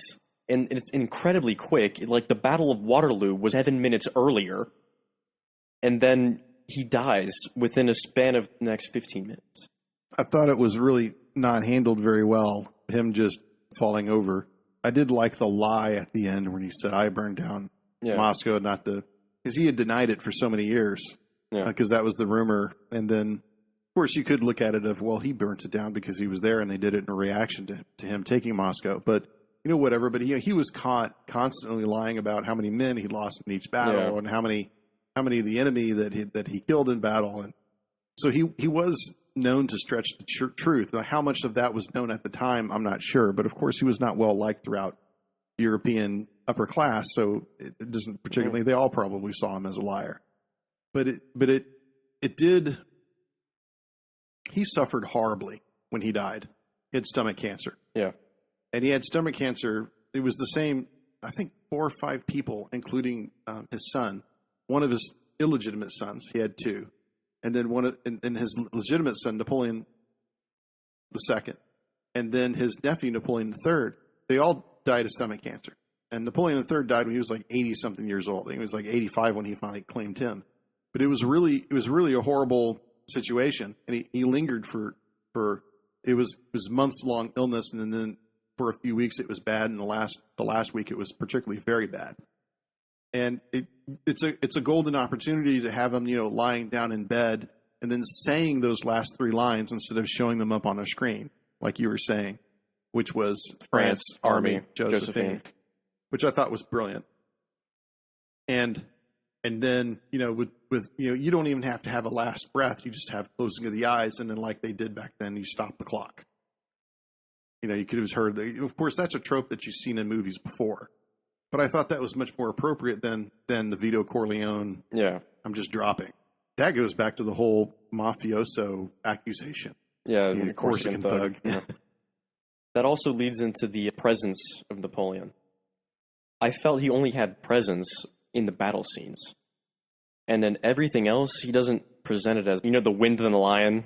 Yeah, Sean Connery. From the first scene onward, he's presented incredibly well. Wrong figure. And then there's only the battle scenes. It's like half the film he's shown as that. And in some other parts, he isn't shown as well, or depicted as well.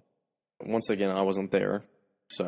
Right. Well, I mean, he was conveyed sort of, in history, he's conveyed as a bit of a whiner. Yeah. So I don't know if that's, propaganda from the British, or if he was a little bit of a bitch sometimes. It's hard to believe that he could accomplish so much by being not, like, the greatest person. Such a subset of, like, a character. Why was he great? Why was he great? Is it just because of his military tactics? Is that it? Or is it because of his character? So I don't know if there was a possible way to present him a little bit better, and specifically in the Josephine scenes. Really, those come to mind when I think of his character presentation.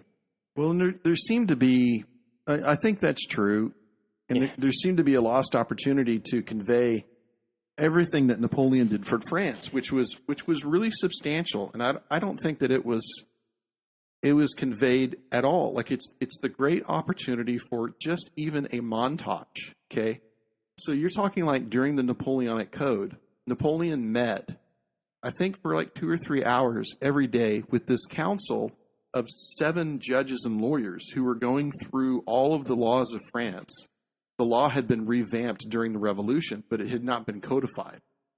And so they went through every section of the law, and he actively participated in the discussion about what laws were fair, what laws were just, and did a complete relative to this and to that, what is fair. He was very interested in having as fair of a law system in France as could possibly come about. And then he instituted it throughout the entire empire. Now, you can look at that and then look at the fact that he re-allowed slavery in Haiti, and that is definitely not good. So there is a contradiction there. But to just, like you say, just sum it up in terms of his military victories is completely unfair. Napoleon did things for France that had been outstanding for not just dozens of years, but probably centuries. France was so behind by 1789. If you look at the other countries, their absolutist monarchy had turned everything into a single rule autocracy. And that autocracy had finally funneled down to a person, Louis XIV, who just did not fucking care. Dylan confused Louis XIV, known as the Sun King, with Louis XVI, the king executed during the Revolution. Just thought you should know about being a king, and didn't care about his royal prerogative to be a king, and didn't care that his prerogative meant the lives and deaths of his subjects. That doesn't say anything about, he loved his wife, he really loved his kids, he was a great father and a wonderful husband. All of those things are true. But he was also an uncaring autocrat who had no conception about what the people of France were suffering from. And Napoleon did. And you could say that he garnered some sort of, not antipathy, but a lack of empathy for what the citizens were going through at the end, and he put himself in front of the citizens of France when it came down to his twice being exiled. You could say that. He just lost touch with that type of reality. But I don't think that there was ever a moment particularly during the consulship, like he put too much work and effort into running France. The man worked like 18, 20 hours a day for, almost 15 years.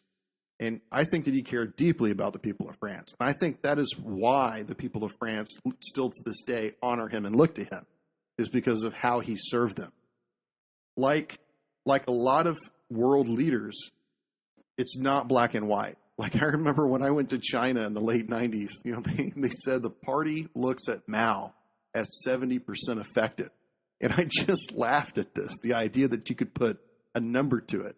Like the Great Leap Forward is a backwards moment for China. But without Mao, there would be no communist China. There would be no increased literacy rate. There would be no, laws against water pollution. There was a lot about China that drastically improved while he was the dictator. Now, the consequences of that are pretty severe, and it's the same with Napoleon. It's like at the end of the credit sequence in the movie about how 3 million Frenchmen died in his reign and during his reign trying to defend. I thought that was really unfair to talk about how many Austrians and Prussians died trying to conquer him. I thought that was extraordinarily unfair. Or the Brits. My God, the Brits spent so much money fighting Napoleon. It is ungodly. It is crazy how much money, and it was all on credit. Let's go to the Bank of England, get another loan, send it to Russia. The Brits were willing to defeat Napoleon down to the last continental European. They didn't care how many Portuguese died fighting the French or Spanish or Austrians. They fucking hated him so much. It was crazy. I would have liked more St. Helena. I would have liked more movie. What do you got next? This is great. No, that's it, really. The last couple points was the ending and the character, but which we both touched on in the St. Helena section. His presence, yeah. Presence. And what he meant to France. That's another great point, like what he means to France. That wasn't really depicted. No, it's like what did he do for France? It's not seen aside from battles. There's no scene of him redefining the legislature or changing the government system, or it's all seen as a power grab, which it was, but it wasn't solely in service of himself. He was doing it to try and make France a better country. Right. So you don't see that. And like you said on St. Helena, he fixed the damn island. The Elba. Yeah. Elba. Well, so, I mean, I know you haven't been there, and I know how you feel about France because you took 2 years of French. Yes. You know, I get it. And, of course, being raised in Canada, you had French classes. Yes.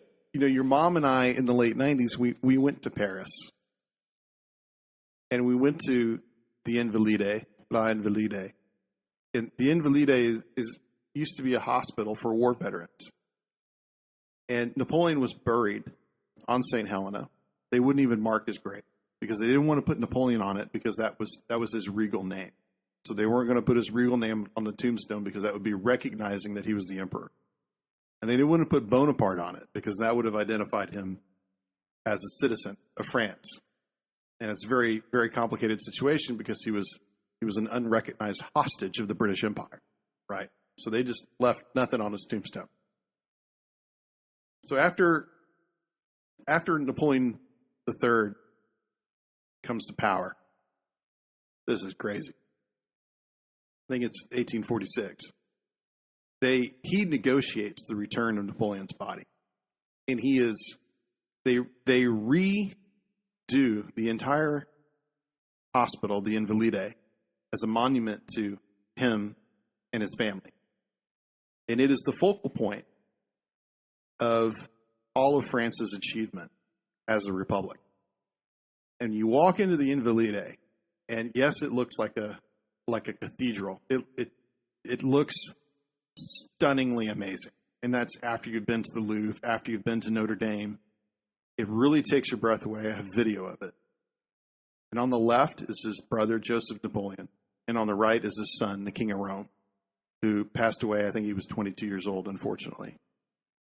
And in the center of the Invalides, under this enormous cupola dome, there is a hole cut into the floor. And the hole cut into the floor goes into the crypt. It's an open crypt, which is an oculus. And as you look over into it, there is one of 6 sarcophagi, one inside of the other. Napoleon is in the very inside of it. And you can only reach it if you go behind the altar into the staircase that goes to the bottom of it. And the entire inside of the oculus crypt it's almost like a Greek mosaic of all of the emperor's famous moments throughout history. Signing the Treaty of Tilsit, becoming first consul, being coronated. It's all these wonderful moments of his life. And ringed around his sarcophagus, which is larger than this room, are all of his battles. Jena, Austerlitz, Toulon, so on, just ringed around the whole thing. This is how the French feel about their most famous person in history. It really says a lot about everyone else who's buried there, not just his brother and not just his son, but behind him to the right on the main level, Ferdinand Foch, the Marshal of the Allied armies in 1918, is buried there too. And it's a full-size bronze sculpture of 8 Allied soldiers, French soldiers, carrying Foch on their shoulders as if they're carrying him away from the battlefield. He's buried underneath. It's similar to Christopher Columbus's grave in Seville. And the idea that they put Foch there next to Napoleon should tell you how the French feel about Foch. He's incredibly important in French history.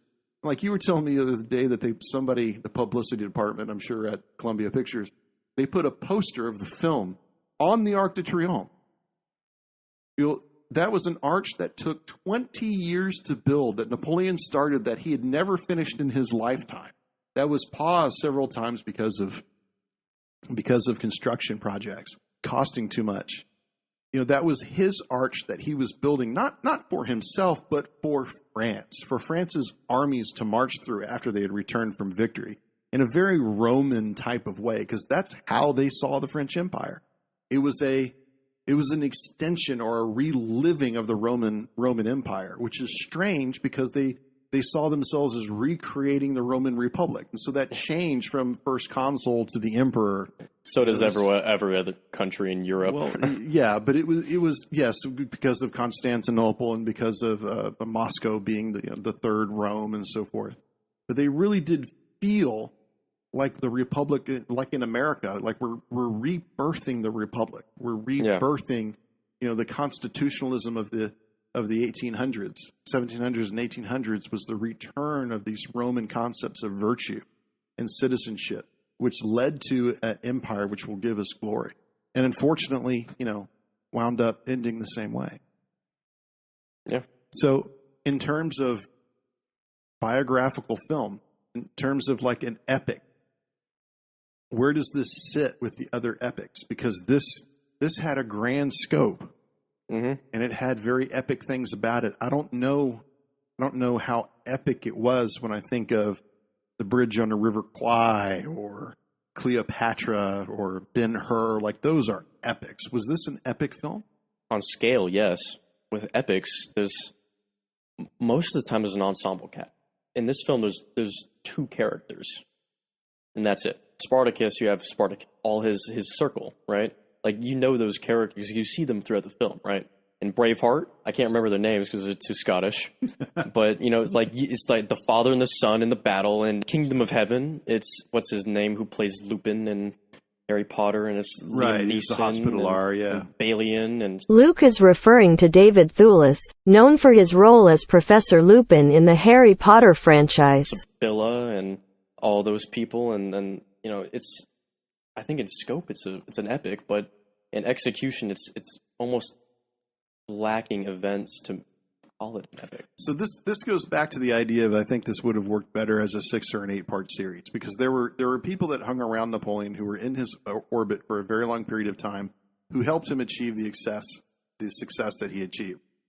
First and foremost is like the Abbé Sieyès, who used to be a clergyman in the church, who became a politician and was huge on the Roman Empire and knew everything about Republican government and really rewrote the Constitution like 5 times. And he was involved in the coup of Brumaire, right? This is a guy who was really, really close to Napoleon for years. And eventually he became too dangerous to have around because Napoleon was like, well, he wrote 5 constitutions. What's to say that he's not going to write a 6th one and get rid of me, right? So he had to basically force Sieyès to retire. And another one was Caulaincourt, which they actually, during the film, Caulaincourt they actually described him. They put his name on the screen. Caulaincourt was around Napoleon the entire time, never left his side. And when Caulaincourt, like, he did not do this, but when you have someone like Caulaincourt to like, hey, Napoleon, you can't win this. He's the type of person Napoleon would listen to. And he's very fleeting in this film. Like, he pops up and pops down, but you got to remember who he is. And then you have very duplicitous personalities that, like, I can't believe they got so little airtime. Like, I've told you before about Talleyrand. Talleyrand, my God, like, you talk about a survivor.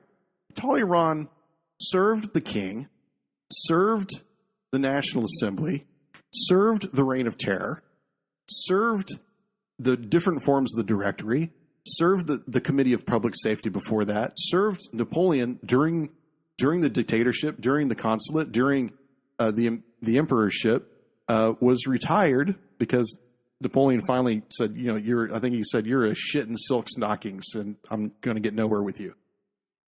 And then Talleyrand started absolutely scheming with Austria against Napoleon to get rid of him and put him onto Elba. And then when Napoleon comes back, Talleyrand sticks to the Bourbons and winds up winning and then serves the Bourbons. Now, if you're Louis the 18th, what the fuck do you want Talleyrand around for? He's been serving the revolution for 20 years, but he was absolutely indispensable. There were tons of people like one person I kept hoping would turn around was Marshal Ney. Marshal Ney was a general that came up with Napoleon, served in almost every battle that he ever fought with. Marshal Ney knew Napoleon backwards and forwards, could predict his commands. And although Napoleon never really had a very high opinion of Ney, Ney is always there. And when Napoleon gets into trouble and goes back and forth during the invasion of France in 1814, Ney used to be a field marshal commanding an entire corps, and then now he's all the way down to like a divisional commander, and he's running like 3,000 troops. Never complained about it. Never said this is below my prestige to manage such a small army. He just did what Napoleon asked. Then he managed to work his way into the Bourbons, and when Napoleon came back from France, Ney abandoned the Bourbons, went back to Napoleon, managed the army all the way to Waterloo, knowing what was going to happen. And Ney was one of the guys telling Napoleon on the day of the battle, this is going wrong. You've got to get onto the field of battle immediately. He was telling Napoleon, you are violating your own tenets and your own military maxims. Like, we're going to lose this battle if you don't get your act together. And after that, Bourbons couldn't trust him anymore. You could have a whole episode in this 12-part series just with Marshal Ney. He was a fabulous guy. That's an unfortunate consequence of the time constraint that we're in. Another thing that makes a film an epic status, a lot of times you get time to sit in the world. Cleopatra, you really do feel the world in Cleopatra. Lawrence of Arabia, those shots of the vistas in the desert, it makes you feel like you're in the desert. Kingdom of Heaven, the director's cut, when Balian's on the mound and he's just looking up at the stars, you're sitting and feeling in Jerusalem. Napoleon, you don't really have that. Barry Lyndon did it better. I'm not saying Barry Lyndon is better than Napoleon. I don't think it is. But you feel like you're part of in that shitty world in Barry Lyndon. I don't know how they did it, how Kubrick did it, but the interiors look amazing in that film. And it's like the same time period, and yet it's done better 50 years ago, especially with the interiors. And the world building at Barry Lyndon is better than in Napoleon. The only thing that is done better in terms of like world building is the costumes. The costumes are done better in Napoleon, but I don't really feel like I'm in 1804. Well, I'm really glad you brought that up, and I think that Barry Lyndon was actually nominated for an Oscar for its costume design, and I thought the costume design in Napoleon was exceptional. Yes, I thought it was wonderful, yes. And of course, Josephine actually is the person who really popularized the what they call the Empire bust line, where the dresses stop at the high stomach and then flow out from there. That's called the Empire, and you see that in almost any Jane Austen movie. Keira Knightley is wearing an Empire dress, and Josephine didn't create the dress; she just wore it. But everyone bought it because they went to a party and saw Josephine wear it. So to see it in this film was just amazing. Of course, Vanessa Kirby is the right person to wear it. Mm-hmm. It's good that you brought up Kubrick, because of course, Kubrick wrote a script for a Napoleon movie that was lost for 50 years. And this reporter from, I think, Premiere Magazine went and found it in a salt mine in Kansas, where they keep all of the film in this strangely enough, in a salt mine, because there's no risk of anything being set on fire, right? And he found the script, and somehow it leaked online, and you can find it. There's actually a website, his name escapes me, but that they have all of these screenplays online. So I got it. I downloaded it. I read it about 2 years ago, Napoleon by Stanley Kubrick. And I have to say, I was really underwhelmed. I did not think... Well, with a lot of Kubrick films, you kind of got to sit on it. You know what I mean? Rarely did I enjoy a Kubrick film on first viewing. So maybe that would have been a film that grows on you. But Barry Lyndon hit you the first time? Yeah, but I enjoyed Barry Lyndon because the battle scenes in that were great. The world building was amazing, and it kept me engrossed in the film. The only thing in Napoleon that kept me engrossed is Joaquin's performance and the battle scenes. That's it. There was almost no world building that I felt. Well, hopefully we'll get that in the 4-hour cut. But I think that Kubrick is one of these guys where it's going to be a storyboard scenario. Like, can you imagine reading the screenplay to 2001? Oh, no. There's almost no dialogue. Yeah. Right? So I just take it on granted that what we would have seen would have been better. Would have been a dramatic departure from the script. When it comes to, like you were saying, the world building, and I particularly like how you brought up Balian of Ebelin being on the Mount of Olives, thinking about his dead wife and his murdered brother. Yeah, God has abandoned me. God has abandoned me. That is world building and character, and people criticize that movie for not having great characters, but that is one scene that I'll point to, and I guarantee you that wasn't in the theatrical release. Yeah, no, I don't think. Well, I don't think that it was. I can't remember. That or it's a cut down. But Kingdom of Heaven definitely gives you a better sense of what the world was like in 11. I think it was 1150s, 1160s, 1187, 1187, the 1180s, right? And here he tried to give you a sense of what things were like in the 1790s and in early 1800s. And I don't know if he succeeded all that much. I don't know how you would introduce scenes that would put you into the character's mind as a frame and reference of the time they live in. I think that's going to be extraordinarily hard to do. And if I were to choose a few places, I would say spending some time with Josephine in jail, which was a large part of the character of the person she became when she was released from jail, is that trial by fire of that horrible experience that she went through. And when it comes to Napoleon, what was the formative experience for him? Because for Balian, it was going to the Mount and praying to God and asking him for forgiveness. And with all the sins that he committed, what do I do now? What do I do now that I have risked my life to come here to the Holy Land and failed to get what I wanted? Failed to get what I want. What do I do? Protect the people of Jerusalem. Right. I mean, of course, is in the movie, the storytelling. That's the point of the character in the movie. But. Right. Well, that's the character arc, and that's if you're going to convey something that happened in real life on the big screen, you have to find that emotional connection. And I think that Scott does that in most of his films. Yes. And Kingdom of Heaven might be the best example of that. What you do in this film to convey that from Napoleon, I don't know. I find that very, very hard to guess. Well, to start, expand on Elba and Helena. But I know that's the end of his life. Well, maybe you start that as a flashback. Elba in the beginning. That would be horrible. And that would be horrible. That would be bad. You've never been big fans of flashbacks. I hate the whole start at the end is like 3 weeks ago, and then I don't like that. I never liked that because I think it's just a cheap way to build tension. The bookmarking of stories, I never really liked it. It takes an extraordinary amount of story and talent and directorial ability to keep me hooked on that type of cliche trope and intro to the story. You can. I liked how it started. It hooks you in with the French, with the end of the revolution. That you start in an event in his life that happened, which he wasn't present for.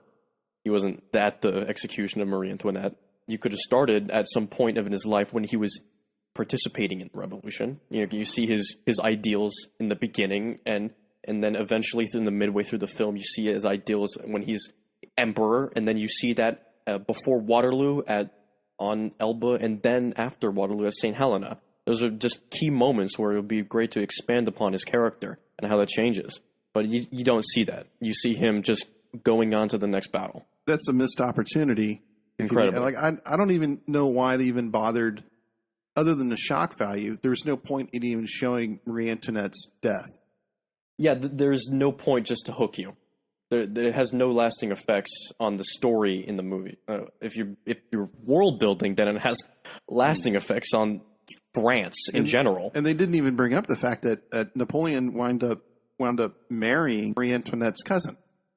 It's just sort of everybody's sort of breezed. They breezed over that. One thing, probably as a final note, that I want to bring up is I've brought up the American Civil War before. I think it's really important to convey that there's a civic impact that Napoleon had on the world with the Napoleonic Code. Yeah, it's his legacy. It's his legacy and how France affected. Very unlikely that there would be an Italy as we know it today without Napoleon, or that there would be a Germany as we know it today without Napoleon, because he destroyed the Holy Roman Empire and he created the Confederation of the Rhine. And the Confederation of the Rhine pretty much became that which Prussia dominated in the 1870 war, which put his nephew into exile in Britain. That would be the political consequences of his life. But there's a military kind of like, you can't find a fucking photograph of anyone who's called himself a general for the next 100 years who doesn't have their arm in their jacket. Yeah. You look at any photograph of any American general during the Civil War, they all got their little arm in their jacket. This West Point. Well, you don't go to West Point without studying when Napoleon battle. Right. Yes, they study his tactics to this day, which are all still relevant. The long-term consequence of Napoleonic warfare would outlast, his battle tactics would outlast the change in technology. The move from the musket to the bolt action to the magazine to the automatic weapon, and they're still trying Napoleonic tactics. and to move in order, in battle, in groups. That went all the way up to 1914 and 1915, when all of a sudden everybody recognized that those tactics don't work with a Maxim machine gun. Yeah. Those days, it literally took 100 years for everybody to get away from that.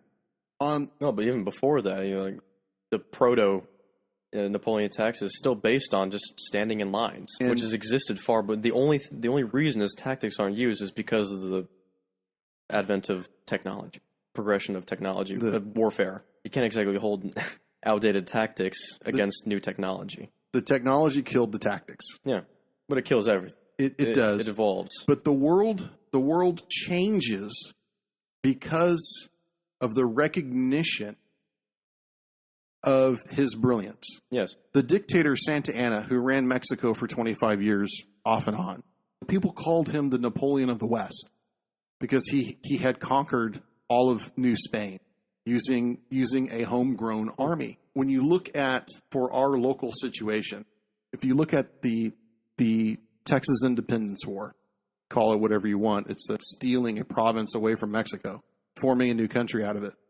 Sam Houston, everyone's talking about Napoleon. Sam Houston was a Wellington fan. When Santa Anna invaded Texas with the largest army that had ever seen North America past the Revolutionary War, Sam Houston had this ragtag bunch of people, including 1/3 of them were native-born Latino Texans. They kept falling back and falling back and falling back. And the entire time, people were so upset at Sam Houston because he was falling back from San Antonio after their brethren were killed at the Alamo, killed at Goliad, killed at all these little skirmishes. And the entire time, Sam Houston's not thinking about Napoleon. Santa Anna is thinking, I am the Napoleon of the West. I'm going to conquer this. I'm going to slaughter all my enemies before me. I'm going to force a political situation through my military will, which is Napoleonic way of thinking for sure. Sam Houston was a Wellington fan. I'm going to fall back. I'm going to fall back. I'm going to fall back until the ground suits me.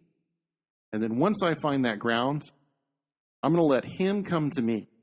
And then I'm going to work very hard to defeat him. And that is what Sam Houston did at the Battle of San Jacinto in 1836. That is only 25 years after Waterloo. That's 11 years after Napoleon dies.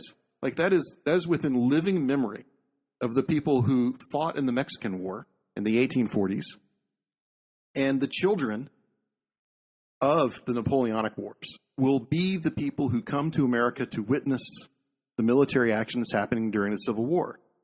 This is something that's real, that lasts an entire century. And I'm not expecting Ridley Scott to put that in a bottle and show it on screen, But there did seem to be, the story did not unveil the enormous impact the man had on lives for the next it's hard to do. 150 years. It's very hard. I can't really think of another historical epic that does it that way. The only one that comes to mind is Cleopatra. But, even Kingdom of Heaven, it's hard. You can't really have that in there either. Napoleon has such a crazy impact on the world itself, not just in like one area of world in Asia Minor. He had it in all over Europe. Effects lasting like hundreds of years. There's systems being based around him. It's hard to even think of a world without him. That's kind of what is lacking in the film. Just like for 2 millennia, people always going back to Julius Caesar, even in Napoleon's time, because he was that effective. And I think that Cleopatra does a very good job of just showing how Caesar's presence. Yeah, Caesar's presence. And then you go to France, or if you watch newsreels in the 1940s about the Germans marching through the Arc de Triomphe, and just how fucking insulting that was for the French to watch the Nazis walk through the Arc de Triomphe. That wasn't a knife wound. That was a knife with salt in the wound, twisting it. That's horrible to see. Even me being an American, so insulting, right?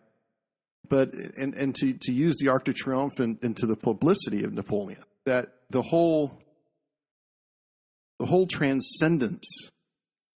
I think the movie fails to convey that magic. Effects. Right. It's the magic, Luke. thank you so much for hanging out with me and talking about Napoleon for no problem. Almost 2 hours. I appreciate it. Do you have any last words? I know we kind of dogged on the movie a lot, but once again, I'm still very thankful that the movies like this still exist. It breaks a lot of the monotony that sometimes comes out. And sometimes a film does get into struts where it's not really looking forward to much after the last one, like Oppenheimer, and everything was kind of bland and I didn't want to see much. And you have films like this that really, really get me want to go to the theater. And I'm just really thankful that people like Scott do still have interest in making these historical films. I don't know what we would do without directors like him, and Martin Scorsese too. So that's all I got to say. Excellent. Thanks so much for coming by. Yeah.